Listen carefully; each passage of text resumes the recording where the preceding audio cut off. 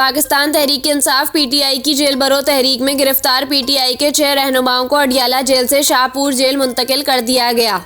Shahpur jail मुंतकिल किए जाने वालों में जुल्फी बुखारी, फयाजुल हसन चौहान, सदाकत अली अब्बासी, एजाज खान, लुताफत सती और साबिक मेंबर सूबाई असेंबली पंजाब चौधरी साजिद महमूद भी शामिल हैं। पीटीआई रहनुमाओं की 1 माह की नजरबंदी के अहकामात भी जारी कर दिए गए। जेल भरो तहरीक के मुंतजिम एजाज चौधरी ने दावा किया है कि पेशावर में भी हजारों अफराद गिरफ्तारी देने निकले थे, मगर किसी ने इन्हें गिरफ्तार ही नहीं किया।